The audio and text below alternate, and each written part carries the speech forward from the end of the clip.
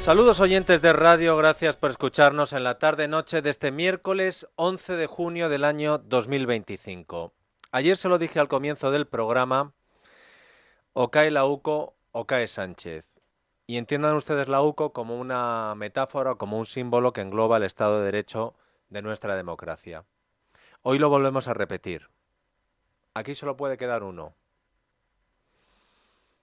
La UCO, y por la UCO entiendan los jueces, los fiscales indomables o el gobierno de Sánchez. Y la situación de emergencia es tal que a mediodía la presidenta del Tribunal Supremo y del Consejo General del Poder Judicial, Isabel Perelló, ha vuelto a hablar. Lo hizo el 13 de diciembre, cuando la presión y el señalamiento a los jueces por parte de todos los miembros del gobierno era insoportable, cuando el día anterior Sánchez había dicho que el PP jugaba con las cartas marcadas hablando de las decisiones judiciales, cuando Míriam Nogueras, la portavoz de Puigdemont, siguió con el argumento de Pedro Sánchez. Aquel 13 de diciembre, la presidenta del CGPJ emitió un comunicado. Hoy ha respondido al sanchismo de viva voz en la inauguración de unas jornadas de jueces decanos de España. Isabel Perelló ha reaccionado después de haber escuchado a un ministro decir que los jueces son la oposición real al gobierno de España, y después de ver cómo la portavoz Pilar Alegría decía que algunos jueces hacen cosas difíciles de entender y me voy a quedar ahí. Porque durante el día de ayer, los ministros de Sánchez que salieron a hablar dijeron que los jueces prevaricaban, pero sin decir la palabra prevaricar. Pero ustedes ya me entienden, dijo Pilar Alegría. Me voy a quedar ahí porque voy a ser más prudente que juez del Supremo, dijo Óscar López. Conviene recordar que Isabel Perelló es una juez encuadrada en eso que llaman jueces progresistas y que es amiga de la ministra Margarita Robles. De hecho, se dice que fue la candidata que promocionó Margarita Robles porque Margarita Robles vio que la candidata de Pumpido era casi tan sectaria como la candidata de Bolaños y que eso no iba a salir adelante con el voto de los jueces llamados conservadores. Bueno, pues al final no salió la de Pumpido, no salió la de Bolaños, salió la que terminaron votando en el CGPJ, Isabel Perelló, que hoy ha dicho esto. Lamento que la pérdida de respeto que merecen personas e instituciones, y especialmente los tribunales de justicia y quienes los sirven, haya llegado a niveles que nunca debería haber alcanzado.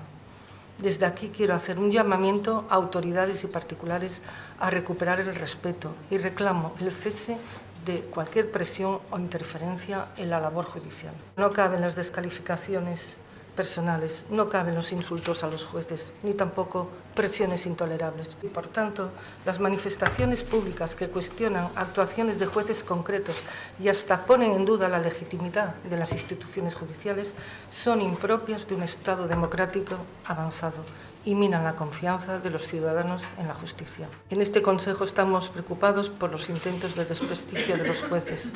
Por ello estamos vigilantes, ahora más que nunca, en el cumplimiento de nuestra misión constitucional, que no es otra que la defensa de la independencia judicial.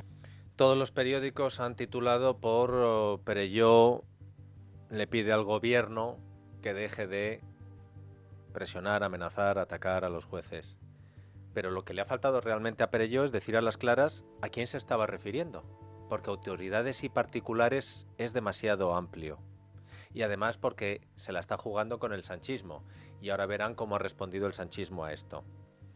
La máxima representante del Poder Judicial en España ha dicho esto, y todo el mundo ha interpretado que plantaba cara al gobierno de Pedro Sánchez, el mismo día en que jueces y fiscales de toda España han salido a protestar en las sedes de sus juzgados porque no aguantan más. ¿Y saben qué ha ocurrido? Pues que hoy los jueces y fiscales de toda España han podido sentir con quién están los españoles. Esos paros en esos juzgados se han convertido en homenajes improvisados de gente que se ha acercado a saludarles y a decirles, y esto es textual, resistid y sed valientes. Y nos recuerda mucho a los homenajes a los policías nacionales y a la Guardia Civil que iban camino de Cataluña para parar el golpe del 1 de octubre. O lo que, y les hablo en primera persona, hizo mucha gente que el 1 de octubre estaba en Barcelona y en la sede de Vía Laietana los policías nacionales, después de haber aguantado lo que tuvieron que aguantar, vieron cómo se acercaban personas a decirles muchas gracias. En los juzgados de Plaza de Castilla, en la Plaza de la Villa de París, donde está el Supremo y la Audiencia Nacional, en la Ciudad de la Justicia de Málaga, en Sevilla, en el Palacio de Justicia de Gijón, en la sede judicial de Teruel, en el Tribunal Superior de Justicia de Barcelona, en la Ciudad de la Justicia de Valencia y en el Juzgado de Instrucción número 3 de Badajoz. En todos estos sitios, jueces y fiscales, y en muchos más, han salido a denunciar lo que está haciendo el gobierno con la justicia, y mucha gente le ha dado las gracias a estos jueces y a estos fiscales. En el juzgado de instrucción número 3 de Badajoz, por primera vez unas cámaras de televisión han podido grabar fuera a la juez Beatriz Viedma, que ha salido como una más a la puerta del juzgado a denunciar el plan Bolaños. Y cuando los periodistas le han ido a preguntar a ella, la juez Viedma ha dicho que no quería hablar, que ya ha dicho todo lo que tenía que decir. Aprovechando la presencia de las cámaras, los compañeros de la juez Viedma, unas de las señaladas no solo por el gobierno, sino por la cloaca socialista, después de las informaciones de Libertad Digital, pues sus compañeros la han arropado, le han mostrado su cariño para que a ella le quede claro que a lo mejor el gobierno y las cloacas están en su contra, pero que sus compañeros están con ella. A lo mejor conviene que los españoles manifiesten de alguna forma más unitaria y más contundente que están con los jueces, con los fiscales, con la UCO, con la Policía Nacional. La protesta de hoy de los jueces y de los fiscales ha sido masiva e insólita. Una protesta insólita porque no es normal ver a jueces y fiscales saliendo a la puerta de un juzgado a protestar contra una ley que hace el gobierno de España, pero ellos creen que lo tendrían que hacer hoy, salir de forma masiva, porque han salido de forma masiva a protestar contra la ley Bolaños. ¿Y qué ha dicho el ministro de Justicia llamado Félix Bolaños de esta protesta masiva de jueces y fiscales contra la ley Bolaños? Que todo el respeto para las protestas, pero que su plan para cargarse la justicia va a seguir adelante. Lo de cargarse la justicia lo añadimos nosotros.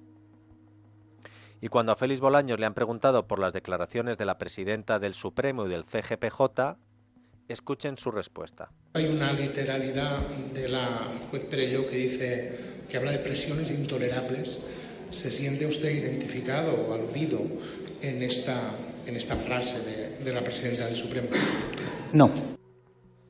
Ve, señora Perelló, porque hay que ponerle nombres y apellidos a las denuncias graves que se hacen, porque es el momento. Si se están rebasando todas las líneas, si hemos llegado a límites inimaginables, pues habrá que decir quién para que la gente lo identifique bien. Esto de andar con acertijos, no. Las cosas claras y el chocolate espeso. Es necesario que si la presidenta del CGPJ cree, voy a buscar el textual, cree que... Bueno, sí, se lo he puesto antes. Cree que se han rebasado todas las líneas, que es intolerable, que estamos en un momento de presión brutal. Pues a lo mejor conviene decir quién es el que está haciendo esto. Quién es el que está perdiendo el respeto que merecen las personas en las instituciones. Eso es lo que ha dicho Perelló. Bueno, pues... que lo diga. ¿Autoridades cuáles? ¿Particulares cuáles? Bueno, han visto que la hipocresía y el cinismo en el sanchismo no tienen límites tampoco. Porque el sanchismo no tiene límites para eso, pero tampoco tiene ya argumentario. No saben qué decir.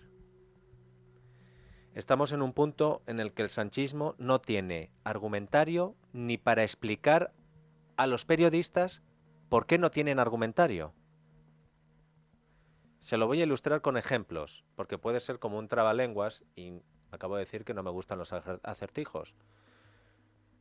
Pero es que el sanchismo se ha quedado sin argumentario para explicarle a la gente por qué el presidente lleva 40 y pico días sin dar una entrevista.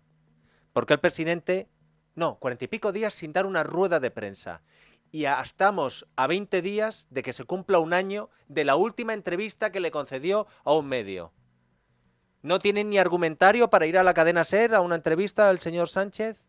¿No tienen ni argumentario para explicar por qué se han quedado sin argumentario? ¿Están en huelga? ¿Ha habido paro también? No solo de jueces y fiscales, sino de asesores en Moncloa, de escribas. Hoy se ha celebrado la última sesión de control al gobierno hasta septiembre. Han escuchado bien. Pedro Sánchez, si ya no da ruedas de prensa y no concede entrevistas y no va a haber más sesiones de control en el Congreso porque las del Senado lleva más de un año sin ir, entonces, pues imagínense. Y claro, hoy siendo la última sesión de control y no dando entrevistas ni ruedas de prensa, Sánchez tenía dos opciones. O él terminaba ya el curso hasta lo de la Haya en la OTAN y que me pregunten por lo de defensa sin decir nada de todos los escándalos que han pasado desde que hace 40 y pico días Sánchez dejó de hablar, o seguía callado como hasta ahora. ¿Qué ha pasado? Pues que Pedro Sánchez nos ha vuelto a dejar sin palabras porque esperábamos que sucediera otra cosa. No se crean que somos ingenuos y que creíamos que iba a responder a las preguntas sobre la cloaca, la campaña contra los jueces, Leire, Cerdán. No, sabíamos que de eso no iba a hablar. Pero sí que ayer auguramos en este programa una ofensiva un poco más currada, o una respuesta un poco más currada, o un contraataque un poco más currado. Esperábamos que sus insultos y reproches a Núñez Feijóo pues se hubieran renovado, que los escribas de Moncloa hubieran actualizado su manual de golpes sucios, y sin embargo lo que hemos visto ha sido a un Pedro Sánchez sin discurso. Sus palabras han sido la nada. Y ahora verán que no solo lo decimos nosotros, nos gusta buscar también otros referentes para ustedes, porque a ustedes sé que les gusta escuchar mucho este programa, pero hay vida más allá de radio. Esto que van a escuchar ha sido uno de los momentos del cara a cara entre Feijóo y Sánchez. Señor Sánchez, lleva usted 43 días sin responder a nada ni a nadie. Encerrado en el típico búnker de los autócratas y mandando a sus ministros mentir por usted. Mire, la situación del fiscal general es inédita en democracia. No puede perseguir delitos quien presuntamente los ha cometido. Usted debe de exigirle la dimisión y, si no lo hace, debe de hacer uso del Estatuto del Ministerio Fiscal y cesarle por grave incumplimiento de sus funciones. ¿Va a cesar al fiscal general del Estado o considera, como su ministro de Transportes, que el Tribunal Supremo trabaja para mí? No se equivoque, señoría. Este Gobierno, entre fiscales que persiguen a delincuentes y delincuentes, siempre estará con los fiscales que persiguen a esos delincuentes. Me ha preguntado si España se merece el actual presidente del Gobierno que tiene. Yo le digo, España se merece un presidente del Gobierno que gobierne, no una persona que se tire 4 años como usted enfurruñado por no serlo. En estos 7 años de Gobierno de coalición progresista hemos pasado de 18,6 millones de afiliados a la Seguridad Social a 22,7 millones de afiliados a la Seguridad Social. De 3,3 millones de parados a 2,5 millones de parados. La temporalidad ha pasado del 27% al 12%. El salario mínimo interprofesional de 735 euros a 1.184 euros. La pensión media de 1.082 euros a 1.505 euros. Las becas, el presupuesto de 1.500 millones de euros a 2.500 millones de euros. El abandono escolar de 17,9 a un 13%. El porcentaje instalado de energías renovables ha pasado del 46% al 66%. La fibra óptica del 40 al 95% de los hogares. Y en el ranking de democracia, señorías, España ha pasado del puesto 35 al puesto 25. ¿Qué quiero decirle con esto? Que esta es la cuenta de resultados del Gobierno de coalición progresista y el mejor aval para continuar gobernando 2 años más y los que quieran los españoles. Para no hablar del fiscal general del Estado, es una sesión de control en la que la oposición pregunta al Gobierno. Para no hablar del fiscal general del Estado y de noticias sobre las que le pregunta el líder de la oposición, ha salido con datos del paro, becas, abandono escolar, energías renovables.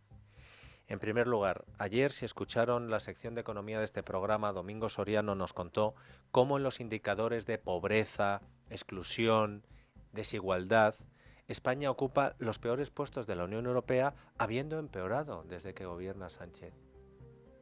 En los indicadores más importantes, en rojo. Y el rojo era lo peor.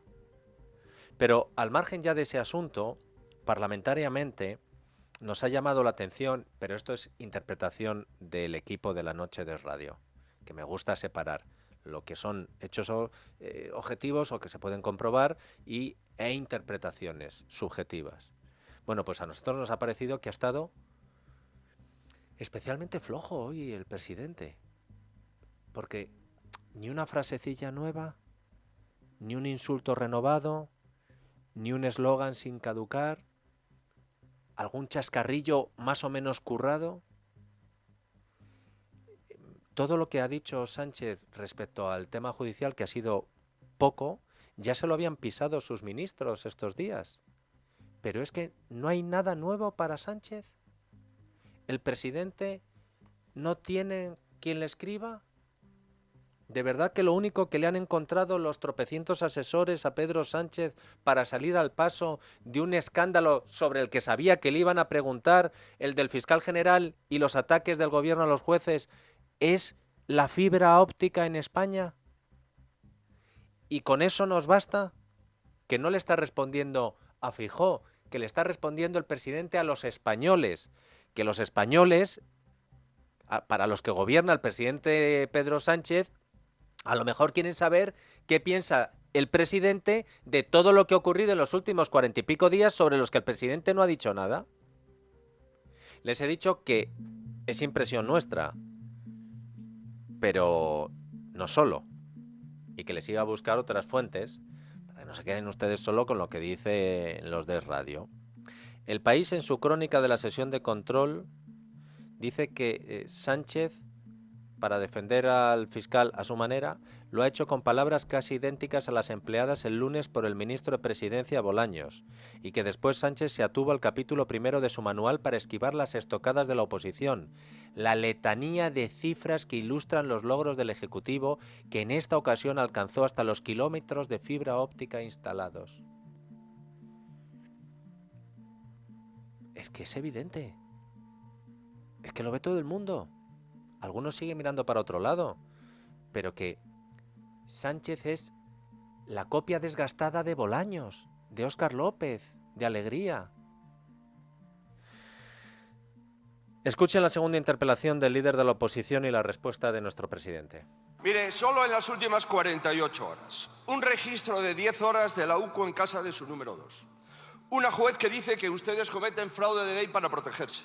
La Comisión Europea le reprocha la autoamnistía que le ha permitido ser presidente del Gobierno después de perder las elecciones. El Tribunal Superior de Justicia de Madrid ayer estima el recurso del Partido Popular y obliga a investigar al presidente del Gobierno por su posible participación en un conflicto de interés en el rescate de Europa.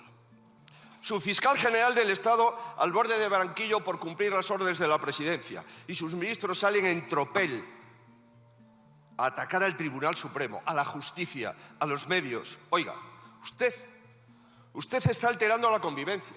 Usted está debilitando la separación de poderes. Usted no puede controlar la justicia, por eso quiere destruirla. Es usted un verdadero peligro para la democracia. Lo que hace es trágico para nuestro país. Y lo vamos a parar, señor Sánchez. Los españoles le vamos a devolver al lugar donde nunca debió de salir. Una cosa, ha vuelto a salir el señor Cerdán ayer en los papeles de investigación de la UCO. ¿Le avala o no le avala? Esto está estudiado en psicología, lo que usted hace. Sí, se llama acción en espejo, y es reprochar al contrario lo que uno hace y el otro no. El señor Feijóo dice que soy un capo, con el álbum de fotos que tiene. El señor Feijóo habla de corrupción cuando se puso al frente del Partido Popular para tapar la corrupción de la señora Ayuso. Y el señor Feijóo habla de desgobierno y ayer va con el señor Mazón y le dice buen trabajo. Carlos, buen trabajo. Eso no solamente es faltar a la verdad, señor Feijóo, es faltar al respeto a las víctimas de la Dana. La foto del narco, Ayuso, Mazón. Esto se lo podía haber dicho Pedro Sánchez a Feijóo hace 45 días. Porque se lo lleva diciendo, pero es que en los últimos 45 días han pasado cosas nuevas, presidente. No puede responder con material viejo, reciclado, manoseado, de tercera mano. No, que de pronto ha salido una fontanera que dicen, presidente, que tiene vinculación con usted y con la cúpula de su partido y que se quería cargar la UCO y a algún fiscal y a algún juez y a algún periodista. De eso hay que responder de otra forma, no vale material gastado. Y por cierto, ya sabemos desde hoy que el nuevo nombre tabú en el sanchismo es el de Santos Cerdán. 2 veces le ha preguntado el líder del PP por Santos Cerdán y Sánchez no ha dicho nada. Ni siquiera un estoy orgulloso de mi secretario de organización, le vamos a defender hasta el final. No. No ha dicho nada. Y lo tenía ahí, ¿eh? Claro que lo peor para Santos Cerdán hoy no ha sido que Sánchez se niegue ya a hablar en público de Santos Cerdán, sino el no saludo que le ha brindado el presidente y que han recogido las cámaras de televisión cuando Santos Cerdán ha amagado con ir a tocarle la espalda al presidente, pero viendo que el presidente ni se volvía, ha decidido subir para su escaño. Y las cámaras han captado luego la cara de desprecio con la que le ha mirado Sánchez a Cerdán al verle pasar. Hay que decir que para eso Sánchez sí es transparente. Cuando te quiere matar con la mirada, te mata, ¿eh?